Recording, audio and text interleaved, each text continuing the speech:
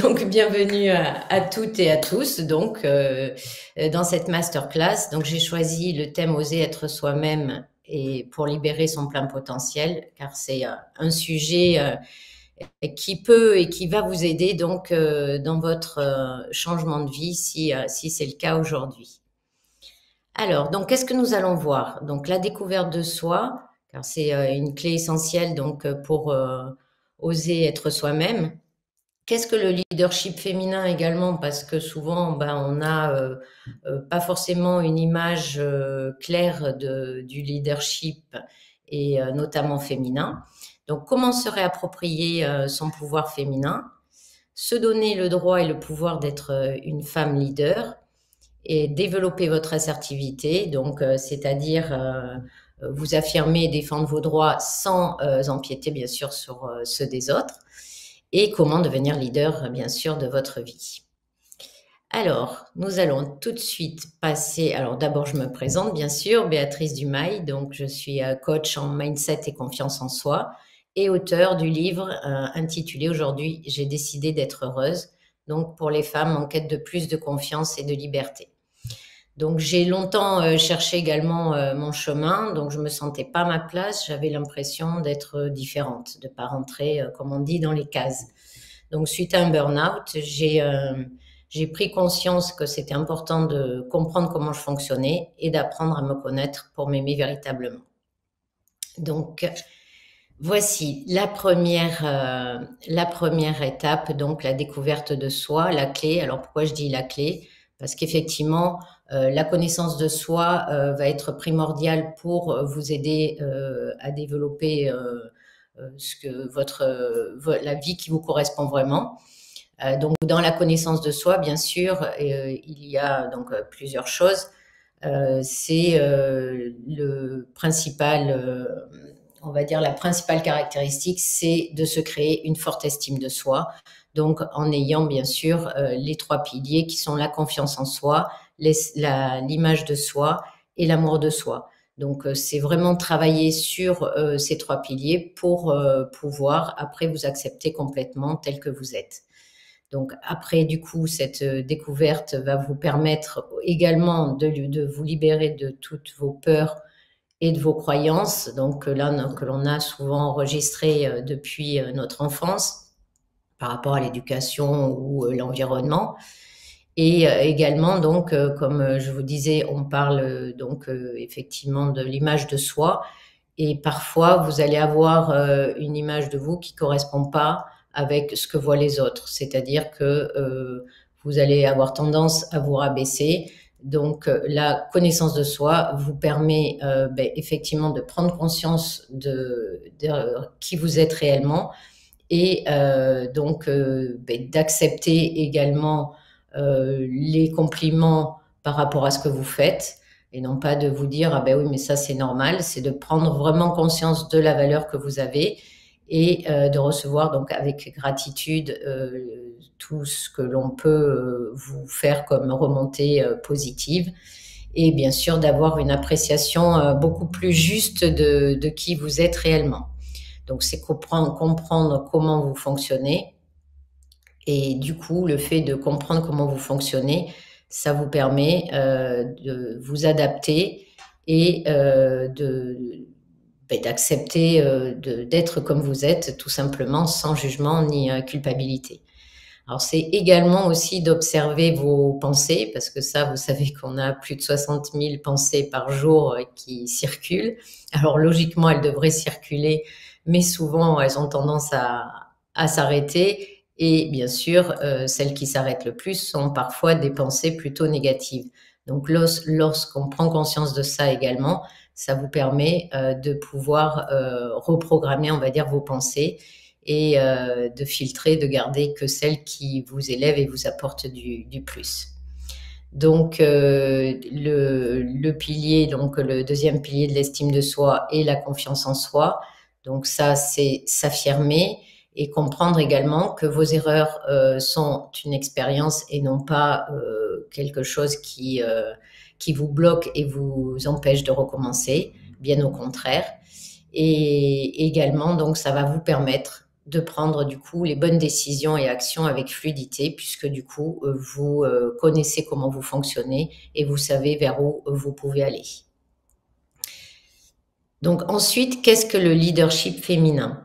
Alors, pour déjà donner les mots-clés du leadership, c'est guider, inspirer et influencer. Que ça soit le leadership féminin ou masculin, ça n'a pas d'importance. Alors effectivement, on est resté souvent sur l'image du leadership masculin qui va être, on va dire, plus direct, et parfois plus brutal, alors que le leadership féminin va être beaucoup plus en rondeur, en douceur et en équilibre. Alors, on sait que malgré la libération sexuelle, culturelle et technologique, les femmes n'ont pas suivi la même direction, on va dire, que les hommes sur le plan professionnel. Souvent parce que effectivement elles sont prisonnières de leur inconscient, également de leurs croyances limitantes et de leur autocensure.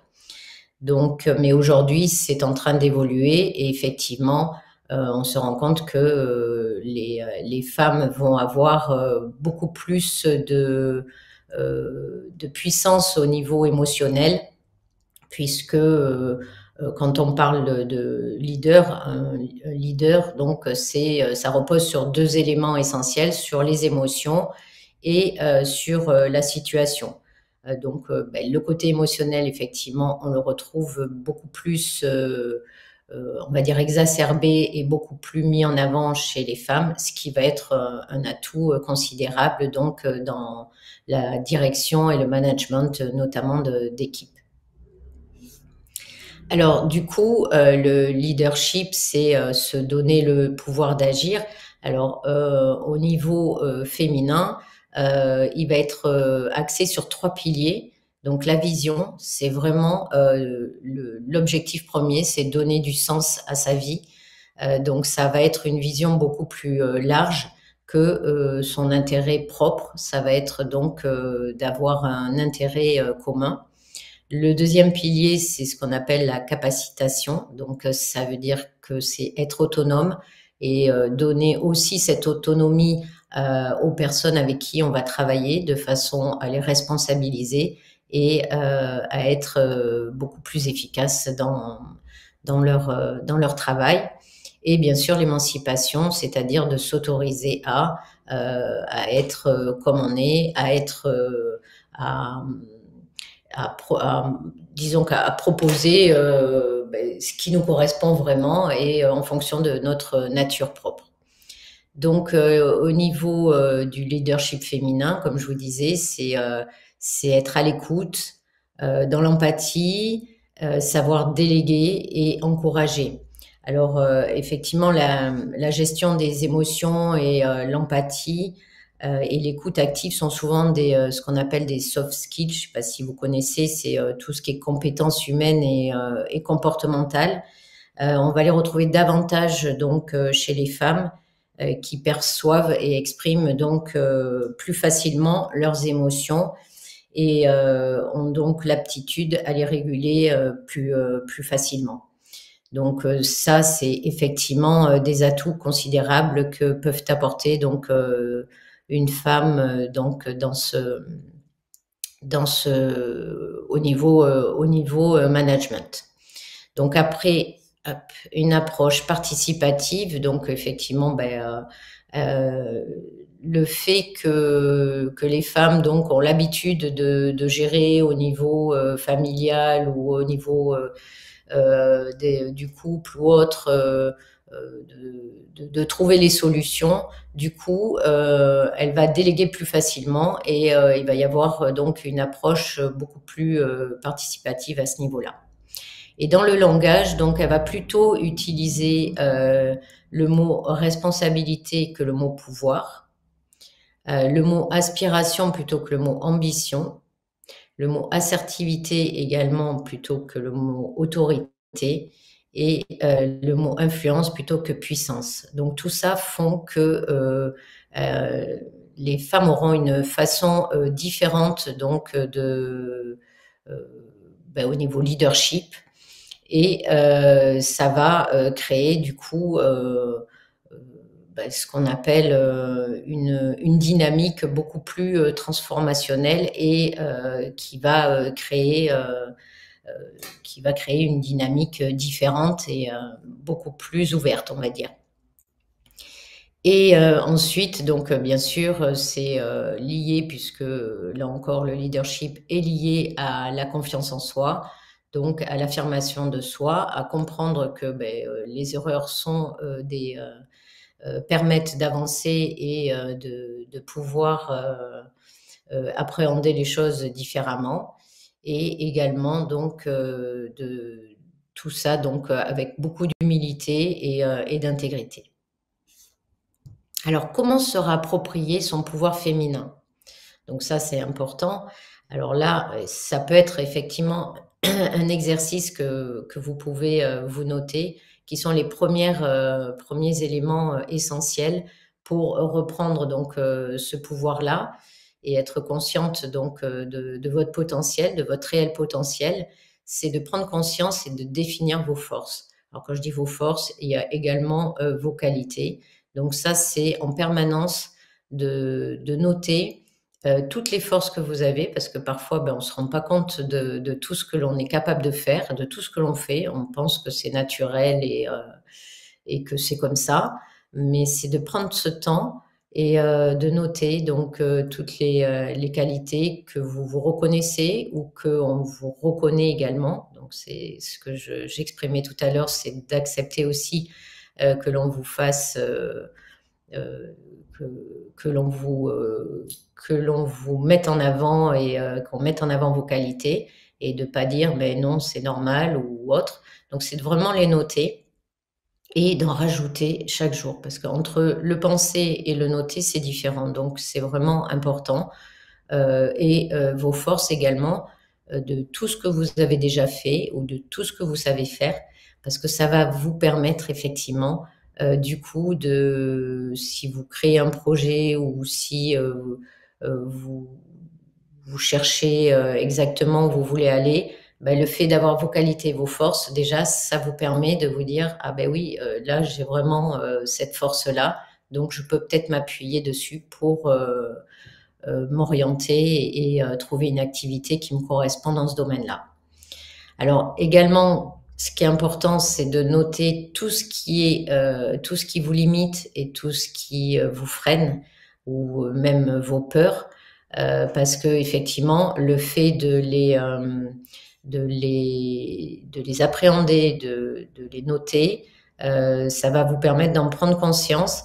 Alors il faut vraiment le faire de façon objective, de pas dire mais non, ça j'ai pas peur de ça, ou j'ai pas mais c'est vraiment de noter, et même de demander éventuellement de l'aide autour de vous, pour que peut-être les personnes vous disent, ah oui, tiens, tu as cette croyance-là, ou tu dis souvent ça, et du coup ça vous permet d'en prendre conscience et de pouvoir le modifier, et surtout de vous poser la question, est-ce que c'est vraiment la réalité? Donc ensuite, le troisième point vraiment important à déterminer, c'est votre objectif. Alors votre objectif, comme je dis, c'est comme votre GPS. C'est-à-dire que si vous mettez votre GPS en route, mais que vous ne mettez pas de lieu où vous voulez aller, vous allez rouler, mais vous n'allez arriver nulle part. Donc l'objectif est vraiment important, même s'il doit évoluer par la suite. Ce qui est vraiment important, c'est de commencer, d'avoir un objectif pour pouvoir vous focaliser dessus et orienter donc vos décisions et vos actions en fonction. Et votre vision également, donc c'est par exemple comment vous vous voyez demain, qui vous aimeriez être, quelle femme aimeriez-vous être. Et du coup, là, c'est de pouvoir noter tout ce que vous visualisez, et là aussi, petit à petit, de rajouter des choses pour vraiment que ça s'ancre en vous, et que vous créiez après les actions nécessaires également pour atteindre cette vision. Et bien sûr, le quatrième point, c'est vraiment de prendre conscience de qui vous êtes et d'être fier de qui vous êtes, tel que vous êtes, sans jugement ni culpabilité, puisque de toute façon, on est tous et toutes différentes. Donc, c'est de s'accepter tel qu'on est, puisque c'est également votre force. Alors, j'aime beaucoup cette citation de Coco Chanel. L'acte le plus courageux reste celui, pardon, qui consiste à penser par soi-même et si possible à haute voix. Donc ça exprime bien ce que je vous disais, à savoir qu'il faut oser dire et exprimer ce qui vous anime et ce qui vous plaît, de façon à en faire peut-être votre future activité ou d'apporter un plus autour de vous. Alors, se donner le droit et le pouvoir d'être une femme leader. Alors, déjà, pour commencer, je voulais vous reprendre les 3 raisons principales qui vous bloquent pour en prendre conscience. Alors bon, si vous en avez d'autres, surtout n'hésitez pas à le mettre en commentaire parce que c'est toujours intéressant de prendre conscience de ce qui se passe en chacun. Alors, la première raison, c'est bien sûr le syndrome de l'imposteur. Alors, ce syndrome de l'imposteur, il est dirigé essentiellement par votre mental et votre ego. Donc, à la base, il n'a pas une mauvaise intention et il essaie de vous protéger parce que du coup, à partir du moment où on commence à changer, à sortir de sa zone de confort et aller dans l'inconnu, l'ego va bloquer puisque lui, il va avoir peur et du coup le mental aussi. Et pour vous protéger, il va vous stopper et vous empêcher d'y aller.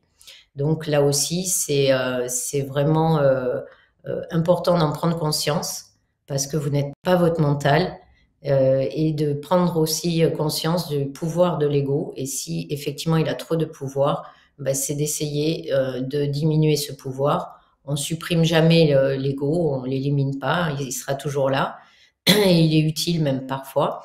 Mais quand on sent qu'il a trop de pouvoir, c'est effectivement le diminuer un petit peu. Donc la deuxième, et d'ailleurs en parlant du syndrome de l'imposteur, alors je ne sais pas si pour l'instant vous avez la possibilité, mais je pense qu'après vous pourrez.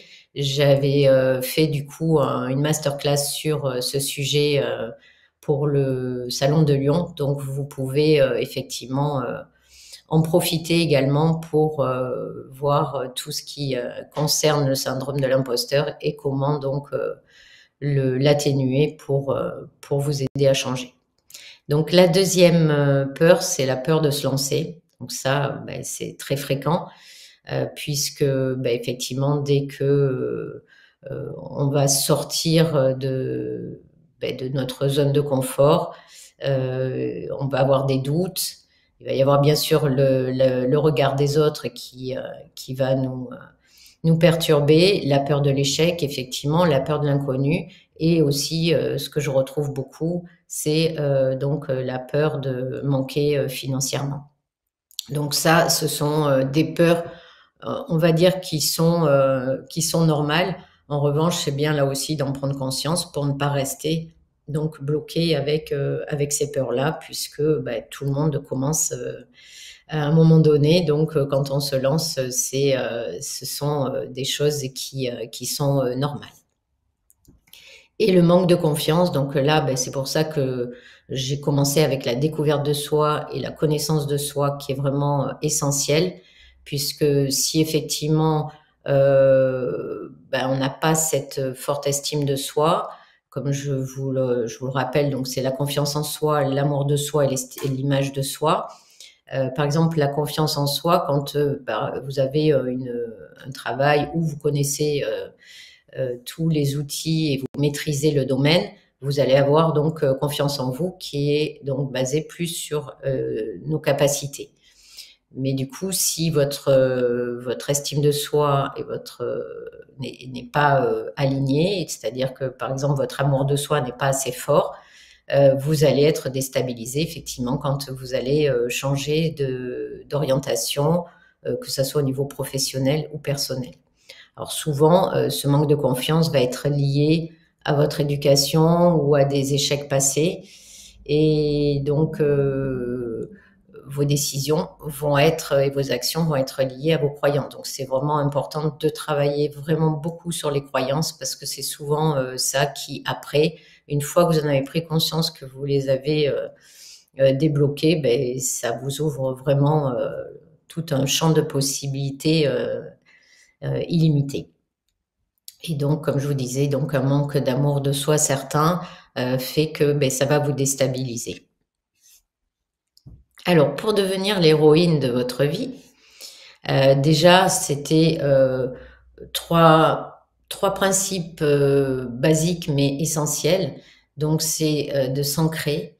Alors, quand je dis s'ancrer, c'est vraiment instaurer des habitudes et des routines qui vont vous élever et vous permettre de trouver un équilibre et une harmonie dans votre vie.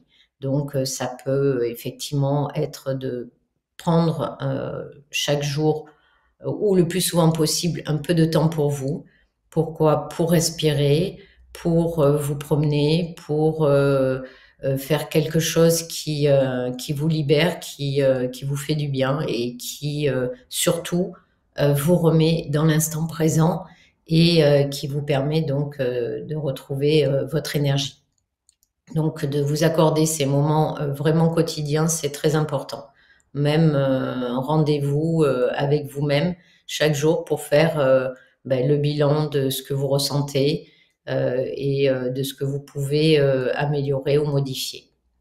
Et toujours de vous féliciter également de tout ce que vous faites. Donc ensuite, ben, contrôler son image, donc c'est ce dont on parlait tout à l'heure. Contrôler son image, c'est en quelque sorte être en adéquation avec qui vous êtes vraiment, que ça soit coordonné entre ce que vous êtes à l'intérieur et l'image donc que vous allez véhiculer à l'extérieur. Et oser briller, donc c'est oser être fier de de toutes vos forces et vos qualités et de vraiment vous le rappeler chaque jour. C'est pour ça que quand je vous disais de noter vos qualités et vos forces, c'est de les relire régulièrement, d'en rajouter, ou même vous pouvez vous les noter sur une feuille, vous les découper, le mettre dans une boîte et quand vous avez des doutes ou des pertes de confiance, vous piochez ces papiers pour vous remettre en tête que vous avez énormément de qualité et de force. Donc, développer votre assertivité.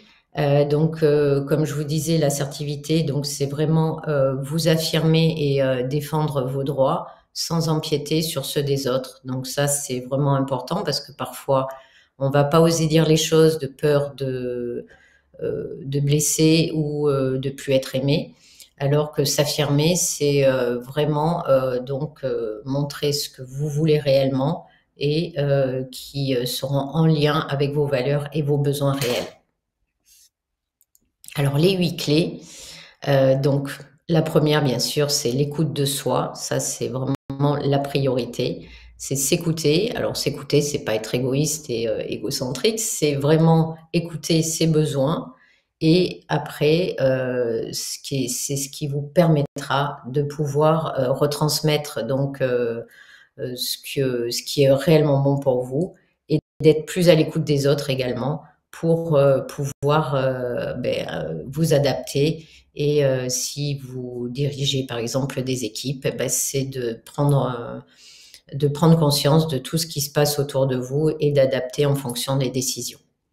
Donc l'empathie, ça en revient là. L'intuition, alors c'est effectivement une qualité qui est effectivement plus développée chez les femmes, sachant que notre cerveau droit, on va dire, qui correspond à tout ce qui est émotion, intuition, créativité, va être mis plus en avant et plus développé chez les femmes, ce qui est une super qualité. Et donc, c'est vraiment de ne pas se couper de son intuition, c'est vraiment de l'écouter, parce que souvent, ce sont des messages très porteurs et positifs. Donc, également être à l'écoute de votre sensibilité, de votre vulnérabilité. Là aussi, longtemps, on a mis de côté ces deux qualités parce que montrer sa vulnérabilité, ça voulait dire qu'on était faible et que certains pouvaient se servir de ça pour vous déstabiliser, alors que non, la vulnérabilité, on en a tous et c'est important de la respecter et de l'exprimer pour montrer qu'on est humain également. Donc la cinquième clé, c'est le partage et l'humilité. Donc c'est vraiment oser partager, que ça soit vos connaissances ou vos expériences, parce que ça aidera toujours quelqu'un à mieux comprendre et à se dire que effectivement, ça peut l'aider à lui ou à elle à se développer et, euh, et à comprendre également que on vit tous plus ou moins des expériences similaires et donc plus on les partage, plus ça aidera les autres à avancer. Donc ensuite, la sixième clé, c'est l'ouverture et la transparence. Donc ça, c'est vraiment important. C'est-à-dire que c'est vraiment de communiquer de façon transparente, c'est-à-dire de dire les choses, parce que souvent, si on ne communique pas, ça peut créer des blocages et des tensions. Donc la Béatrice, il transparence. vous reste 1 minute. Ah, aïe, aïe, aïe. Je crois que j'ai été trop. Bon, je vais accélérer alors. Donc ensuite, la souplesse et la patience et la fiabilité et la réussite, donc pour la huitième clé. Donc comment devenir leader de sa vie? Donc les 6 principes, donc c'est déjà qu'on ne peut pas plaire à tout le monde, donc ça c'est vraiment important de l'intégrer. Quelles sont vos croyances limitantes? Donc c'est vraiment, comme je vous le disais, de se concentrer sur ça, de vivre à fond l'instant présent, parce que c'est là que tout se passe, se libérer du syndrome de l'imposteur, alimenter ses fiertés personnelles, donc ça, je refais le bilan. Et alors attention aux idées préconçues, ça c'est tout ce qu'on a pu enregistrer. Et les 4 secrets, j'arrive vite à la fin. Donc c'est écouter sa voix intérieure, ça c'est vraiment important. Qu'est-ce qu'elle a à vous dire? Passer à l'action, ça c'est sans cesse, c'est ce qui vous permettra de devenir expert et de pouvoir sortir de votre zone de confort. D'abandonner le besoin d'être parfait, c'est juste se donner la permission d'être assez et de respecter vos valeurs. Ça, c'est vraiment aussi ce qui vous guidera et vous amènera à créer la vie qui vous correspond vraiment. Voilà, j'étais un petit peu vite. La question aujourd'hui, vous vous levez, vous êtes une femme leader. Comment vous sentez-vous? Si vous voulez la noter et comment se passe votre journée. Et ça, j'aimerais beaucoup, si vous le souhaitez, que vous m'envoyiez vos réponses par mail, que l'on puisse en discuter. C'est vraiment important d'avoir cette vision et de partager ce genre